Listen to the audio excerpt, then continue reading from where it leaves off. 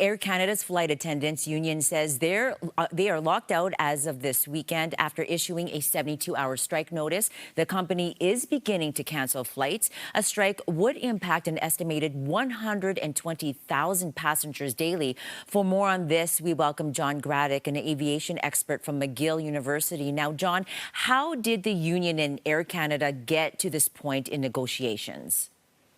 Well, there's a lot of conjecture about who was positioning what and how much negotiation did in fact take place. These negotiations have been going on in various ways, shapes, or forms for the last 8 months.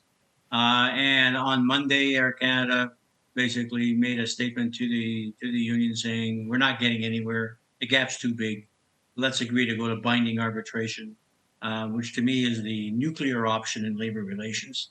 It's not labor relations. It's an imposed settlement by a third party. Air Canada walked away.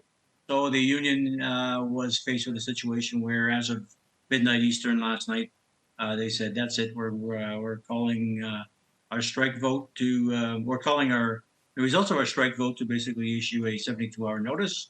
And a half hour later, Air Canada locks them up. So to me, it's been a classic failure in labor relations and negotiations. I think Air Canada is counting on the government legislating them back to work, and that's not going to happen.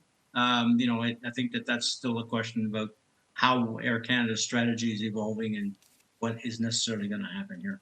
Now, it was once the standard that flight attendants were paid only when the plane was in motion. Why is this a sticking point now? It's a change in the work environment. I think there's been a number of organizations that have, recognized the need to ensure that flight attendants get paid for the work that they do.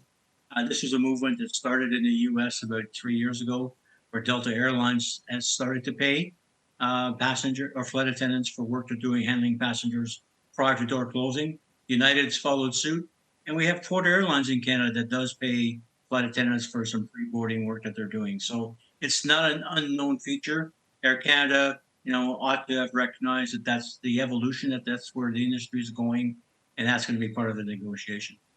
Now, we've seen Justin Trudeau's Liberal Party forcing striking railway and postal workers back to the job. Will Carney's government follow suit? Good question. I don't know. I think that's a good question to figure out, what the strategy will be for the Carney government. There are a number of things that have to be taken into consideration. We have, the Supreme Court of Canada back in 2016 confirmed the right of employees to strike, that it is an unalienable human right to strike. So this is part of the process. And they would act in case of a situation where there was a national emergency to get this back. This is not a national emergency. We have 4 other carriers in Canada, very capable of flying passengers. Yeah, the next few days it's going to be a little tight because people are booking left, right, and center.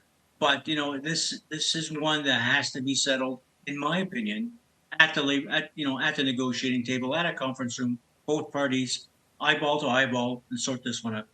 Now, quickly, what advice do you have for anyone traveling on Air Canada in the next few days? If you have an Air Canada ticket and your flight's been canceled, wait for Air Canada to get hold of you.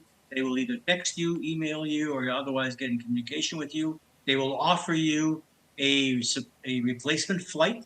It's your choice to take it or to request a full reimbursement. But wait for Air Canada to call you.